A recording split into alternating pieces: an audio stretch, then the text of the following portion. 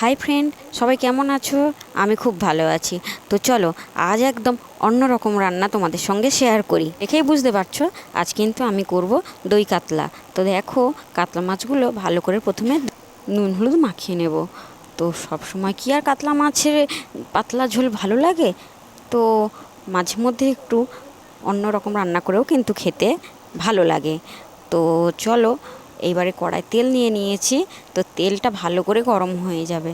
যেহেতু আমি দই কাতলা করব, তাই আমি বেশি মাছটা কিন্তু কড়া করে ভাজবো না, একদম হালকা করে ভেজে নেব, একটু এদিক ওদিক উল্টে ভেজে নেব। তো বেশি কড়া করে ভাজলে ভালো লাগবে না দই কাতলাতে। তো দেখো, আমি কিন্তু একদম হালকা করে মাছটাকে ভেজে নিয়েছি। এবার আমি পেস্ট করব একটু পোস্ত, তার মধ্যে দেবো একটু সর্ষে আর কাঁচা লঙ্কা দিয়ে ভালো করে কিন্তু আমি ওইটাকে পেস্ট করে নেব। নিয়ে একটা পাত্র নিয়ে নেব, তার মধ্যে আমি ওই মশলাটা দেব, নুন দেব, আর সামান্য একটু হলুদ, আর অবশ্যই টক দই দিয়ে ভালো করে কিন্তু আমি মাখবো। আর দেব পরিমাণ মতো চিনি, যে যেমন মিষ্টি পছন্দ করো সেরকমই দেবে। আর দেব নুন আর সর্ষে।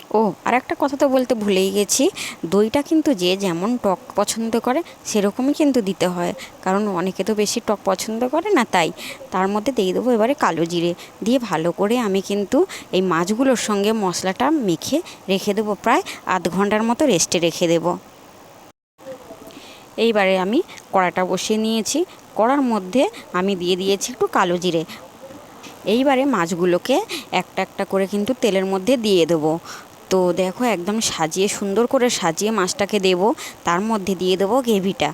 তো বেশি আমি জল দেব না, শুধুমাত্র বাটিতে ধুয়ে যতটুকু জল দেওয়া ততটুকুই দেবো, একদমই অল্প জল দিয়ে। দেখো, আমি কিন্তু বেশি জল দিলাম না, অল্প জলই দিলাম।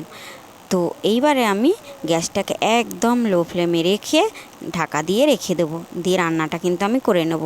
আর দেব কয়েকটা কাঁচা লঙ্কার টুকরো। তো দই কাতলাতে কাঁচা লঙ্কা সেদ্ধটা কিন্তু অসাধারণ লাগে। তো দেখো, আমার কিন্তু রান্না প্রায় রেডি হয়ে গেছে। তো দেখো কত সুন্দর দেখতে হয়েছে। তো যতটা সুন্দর দেখতে হয়েছে ততটা সুন্দর কিন্তু খেতেও হয়। তো এই রকম রান্না কিন্তু আমাদের বাড়িতে ভীষণ পছন্দ করে।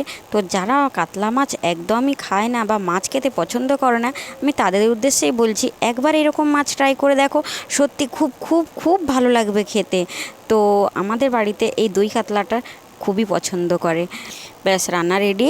এইবারে কিন্তু নামানোর আগে অল্প একটু সর্ষে তেল দিয়ে একবার নাড়িয়ে চাড়িয়ে একটু ফুটিয়ে নিয়ে তারপরে কিন্তু নামিয়ে নেব। এই রান্নাটা করতে বেশি সময়ও কিন্তু লাগলো না। তো রান্নাটা কেমন লাগলো অবশ্যই কমেন্ট করে জানিও, আর ভালো লাগলে লাইক শেয়ারটা করে দিও। টাটা।